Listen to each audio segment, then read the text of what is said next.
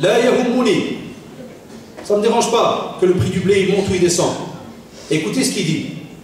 Amarani an a'budahu wa ahadani an yarzuqani. Très simple, Allahu Akbar. Il m'a ordonné, il parle d'Allah subhanahu wa ta'ala, il aurait dit les gars calme, comme s'il va leur dire no stress, cool, tranquille. Le blé il monte, à l'aise.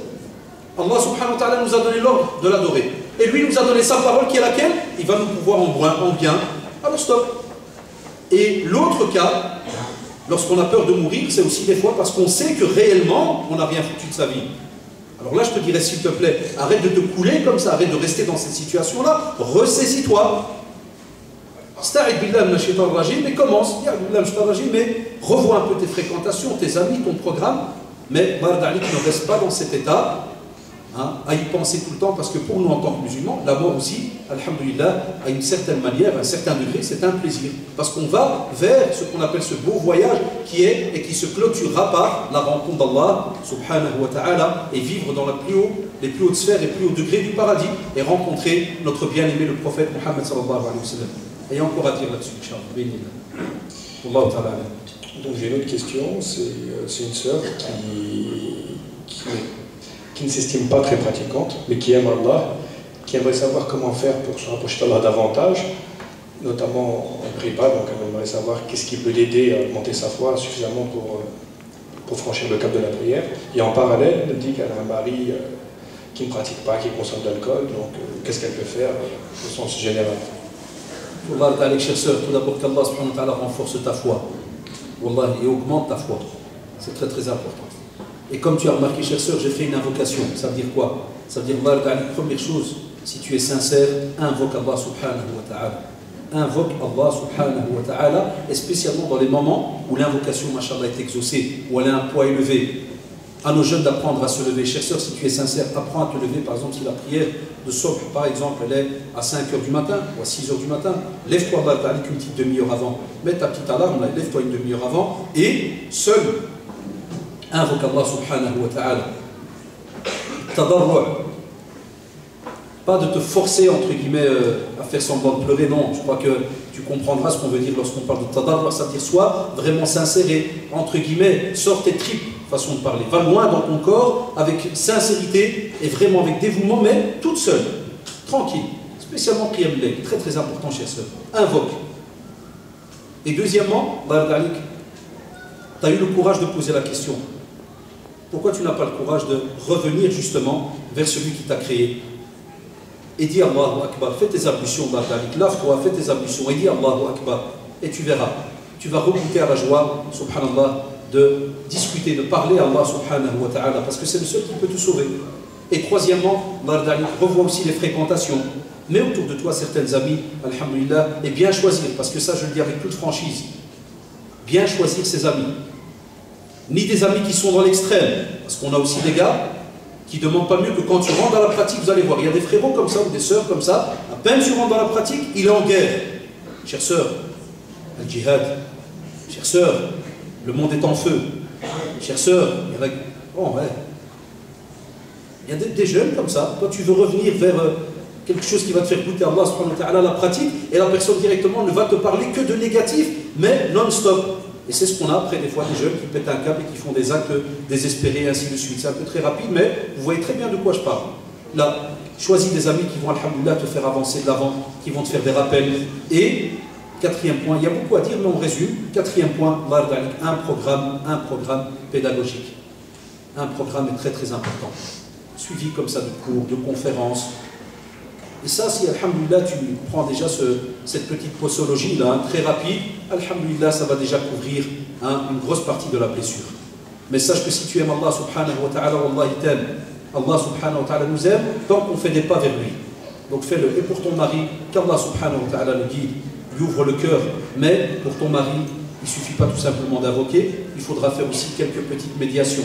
Il n'y a pas de choix. Il faudrait faire intervenir des personnes qu'il respecte, qu'il écoute, pour parler avec lui au fur et à mesure, pour avancer avec lui au fur et à mesure, jusqu'au jour où tu vas arriver à tes limites. Et là, moi, je ne peux pas répondre à la place, puisque pour donner un avis vraiment juste, on doit écouter les deux, pour voir jusqu'à quel niveau il est arrivé. Donc tu dis qui boit, qui fait ceci et cela, il faut aussi quelqu'un qui s'y connaît dans le domaine, parce qu'il y a beaucoup de jeunes qui croient que, ou des sœurs, oui, mon mari prend du shit, la toche et compagnie, vous connaissez la chiche et tout, et elles croient que ça s'arrête en 2 secondes. Là, des fois, des personnes qui ont pris par exemple du shit pendant 15 ans, il ne s'est pas arrêté en 2 secondes. C'est pas parce qu'un petit imam va venir ou un frérot lui faire la da'wa à la maison et un beau discours et qu'il va pleurer que tu vas croire que le lendemain, plus aucun joint. C'est faux. Son corps demande.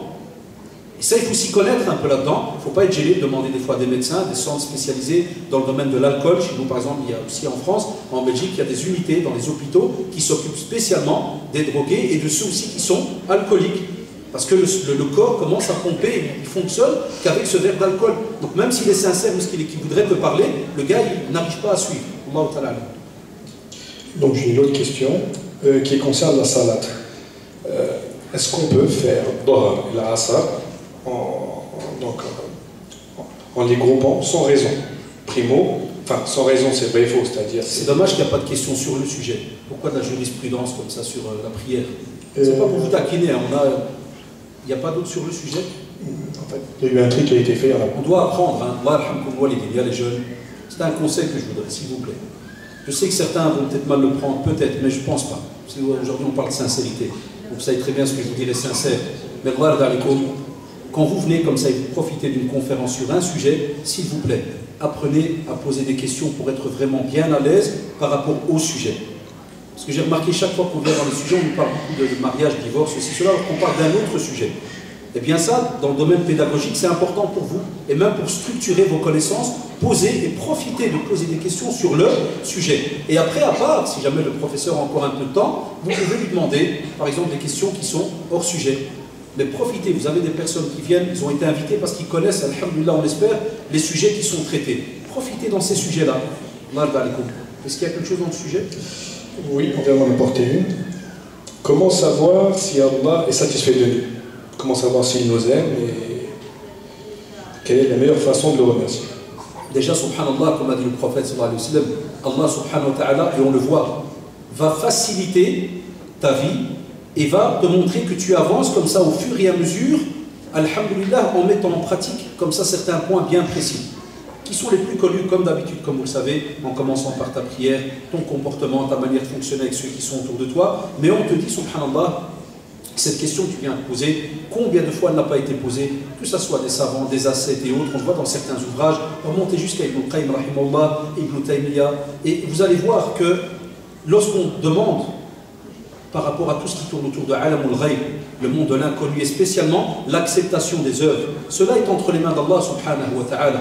Mais on va te donner certains petits détails très beaux. Par exemple, on va te dire que, et j'ai un simple doute, je ne pense pas que c'était l'imam Shafi'i rahimahullah, mais il y avait un parmi les grands savants, je ne sais pas pourquoi c'est le nom qui m'est venu comme ça, mais l'histoire, et si quelqu'un a le nom, il peut lever la main et donner le nom, c'est toujours un bien, il disait que je voyais la trace de mes mauvaises actions sur ma monture. Est-ce que quelqu'un a le nom? Ah, l'imam Ahmed, Jazakillah Cheikh. Donc l'imam Ahmed rahimahullah, il disait je voyais la trace de mes mauvaises actions sur ma monture. C'est-à-dire, entre guillemets, c'est comme si lorsqu'il montait sur son âne et qu'il disait à son âne va à gauche, là il allait à droite, et stop. Nous aujourd'hui, qu'est-ce qu'on ferait? On éjecte directement la Peugeot, on la jette, elle est foutue. Là, ben, des fois, wallah, vous serez étonnés. Des fois, il y a des jeunes qui me disent la voiture était neuve et je démarre, elle ne veut pas. Quand je leur dis revois un peu tes actions, ça va avec le démarreur. Ça va avec le démarreur, tu serais étonné. Des fois, tu peux avoir quelque chose que tu... Non, on te dit, vois un petit peu aussi, revois, fais une autocritique pour savoir un petit peu si effectivement tout va bien, entre guillemets. Et des fois, c'est vrai, nos professeurs, Hafidahullah, nous le disent, et c'est pour ça que c'est une question, là, et chapeau, elle est très très lourde. Elle demande toute une conférence. Pourquoi? Parce que des fois, on te dit, fais attention, Satan peut jouer de cela, car des fois, tu peux vivre beaucoup de choses, entre guillemets, négatives, mais ce sont des belles épreuves. Ça ne veut pas dire que tu n'es pas sincère. Allah subhanahu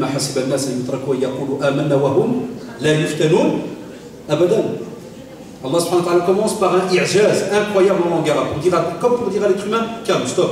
Ce qui va venir là ce n'est pas rien. On s'assit, on se repose 2 secondes, écoute, est-ce que les gens ne pensent pas ce qu'ils ont dit? Justement, que l'on croit en Allah subhanahu wa ta'ala, ils ne vont pas être testés, éprouvés. Donc attention, ne crois pas que des fois, certaines choses qui te touchent, même si elles paraissent négatives, sont des choses qui sont, subhanallah, des preuves que tu es quelqu'un de mauvais. Loin de là. Et en posant, c'est ça qui nous manque aussi, c'est d'avoir une qudwa. Nous, il nous manque ce qu'on appelle un référent. C'est dommage. Chacun, normalement, devrait, ne fût-ce que dans son quartier, je termine là-dessus, avec l'imam, avec un professeur, quelqu'un qui est connu d'être un bon référent, des fois de parler un petit peu, d'être un genre de confident, de parler de sa vie, expliquer un peu certaines choses que l'on fait, pour que lui-même aussi, des fois, te conseille et pourra te montrer peut-être certaines erreurs et te dira attention, effectivement, si tu continues, tu fais les choses de cette manière-là, c'est vrai que tu peux être loin de la sincérité. Wallahu ta'ala a'lam. En tout cas, qu'Allah subhanahu wa ta'ala vous protège. Wallahi, qu'Allah subhanahu wa ta'ala vous guide sur la droiture. Allahumma arina al-haqqa haqqan warzuqna ittiba'ah wa arina al-batila batilan warzuqna ijtinabah. Allahumma allif bayna qulubina. اللهم ألف بين قلوبنا وسدد خطانا اللهم إنك عفو كريم تحب العفو فاعف عنا اللهم إنك عفو كريم تحب العفو فاعف عنا اللهم إنك عفو كريم تحب العفو فاعف عنا سبحانك اللهم وبحمدك نشهد أن لا إله إلا أنت أستغفرك وأتوب إليك سبحان ربك رب العزة عما يصفون وسلام على المرسلين والحمد لله رب العالمين وجزاكم الله عنا خير الجزاء والسلام عليكم ورحمة الله. بارك الله فيك.